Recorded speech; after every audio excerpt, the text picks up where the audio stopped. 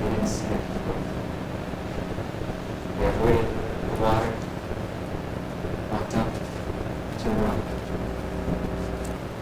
Moses' hand placed on it. And sunk to its base.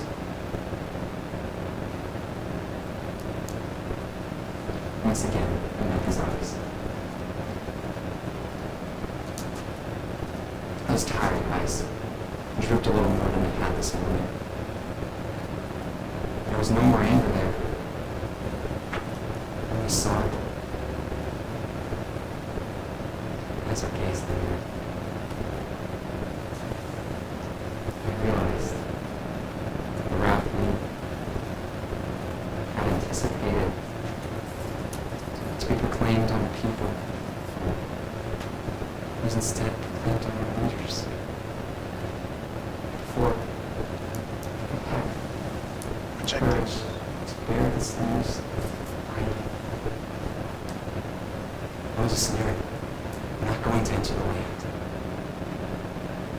They too were barred from its gates. Despite years, decades of leading them. I struggled with that decision my entire life. I didn't understand how the Lord could have taken this so quickly from these leaders. I mean, after all, Moses was our lawgiver. He was the covenant mediator. He was the one who walked the fiery hilltop of Sinai, spoke to God face to face, came back down radiating God's glory. Surely, if anyone could have been justified by a life lived in pursuit of the law, he could. His entire life, he had shaped around its legislation.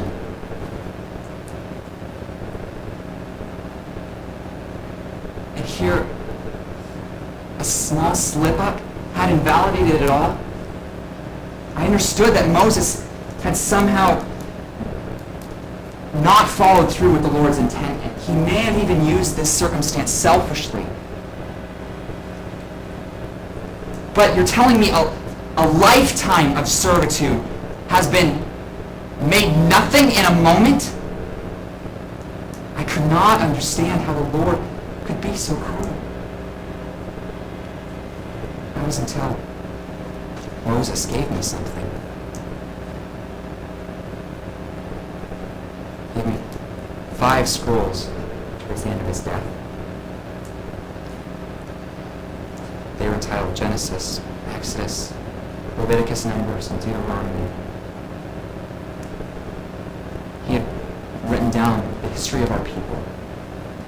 But more importantly, by the help of the Spirit of God himself, had traced a plot line underlying it all. A plot line that explained to us why this circumstance mattered so greatly to our God. As soon as I received these scrolls, I searched them, trying to find the Lord's rebuke, because I knew there I would find some answers. And finally, it was in the middle of Numbers that I found what the Lord had said. He said to Moses and Aaron, "Because you did not trust me to treat me as holy in the presence of the Israelites, you will not lead this assembly into the land I have given them. Because you did not trust me to show my holiness." God had not attacked Moses' actions. I mean, a mention of his striking of the rock, or even in the wrathful tone in which he did it.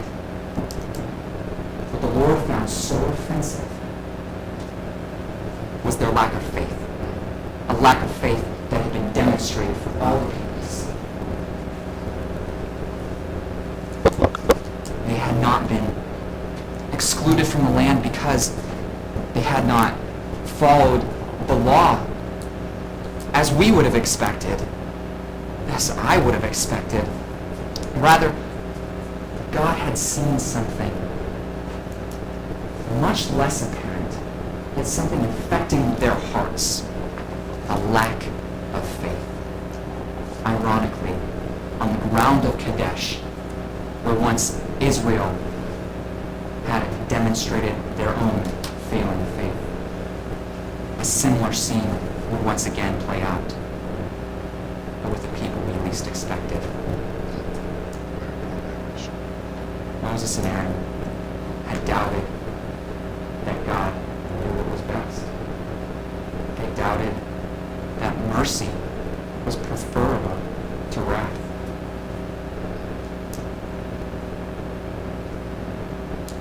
What this text asserted showed that the faithlessness of Kadesh had come now full circle. And it contrasted what we ourselves had depended upon often in this wilderness. See, we've relied on our own obedience to the